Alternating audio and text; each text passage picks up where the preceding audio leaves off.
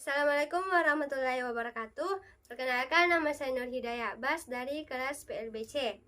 Di video kali ini merupakan tugas UAS pendidikan anak tunarungu. Proses mendengar secara normal terkait tunarungu. Berikut media yang saya gunakan berupa mangkuk. Bunyi ditangkap aurikel diteruskan melalui saluran telinga sehingga membuat getaran pada selaput membran timpani. Dan getaran ditransformasikan ke 3 tulang, yaitu tulang martir, tulang landas, dan tulang sanggurdi. Itu getaran bunyi disalurkan ke koklea, diubah menjadi impuls dan diteruskan ke syaraf otak. Bulu-bulu halus menghasilkan sinyal syaraf akibat getaran cairan di telinga dalam. Urutan tempat gelombang suara memasuki koklea melalui jendela oval. Bulu-bulu halus dalam mengubah gaya mekanik suara melalui getaran cairan koklea menjadi impuls pendengaran potensial aksi dan mencapai pesan pendengaran ke konteks selebri. Ya, proses berbicara. Selanjutnya, diagram proses berbicara. Telinga mendapatkan gelombang suara diteruskan ke syaraf diantar menuju ke otak.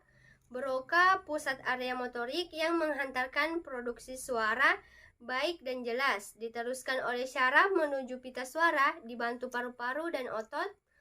Otot laring menghasilkan keseimbangan getaran menuju area pita suara, mulut, lidah, dan langit-langit.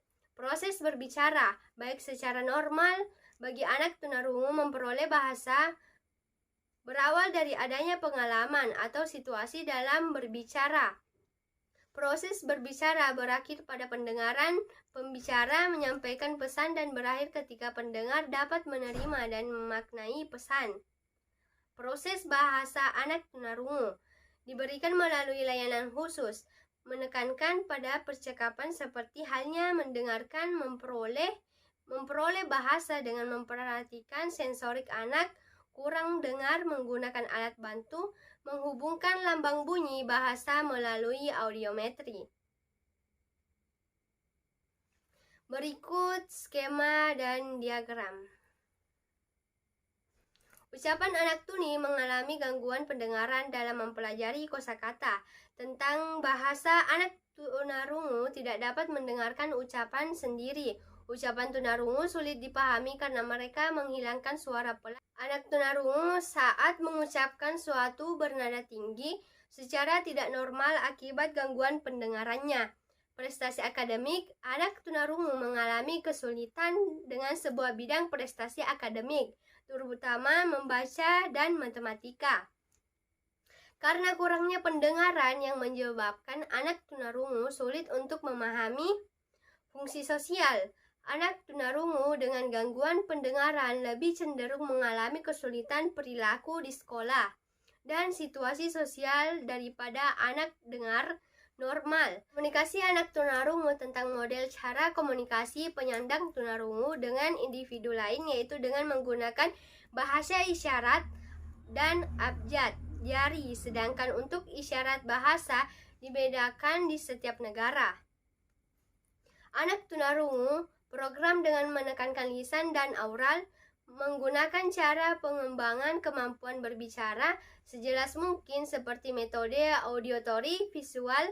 Anak tunarungu mengapresiasikan gagasan pikiran, perasaan, menitikberatkan kepada pengucapan, ujaran, dan hafalan.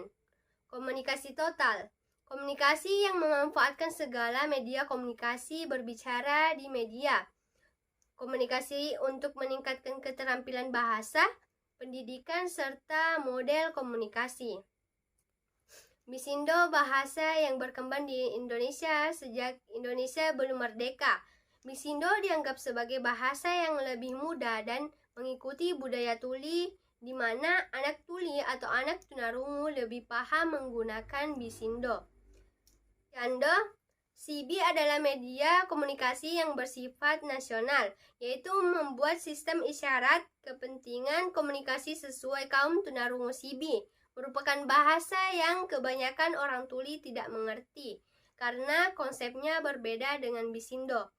Bilingual kultural adalah dasar yang kuat dalam berbahasa. Pertama, dapat melakukan keterampilan terkait keaksaraan mereka, menekankan bahasa isyarat tubuh, dan menanamkan hasil percaya anak tunarungu untuk membantu menjadi orang yang lebih dewasa. Sekian video dari saya. Assalamualaikum warahmatullahi wabarakatuh.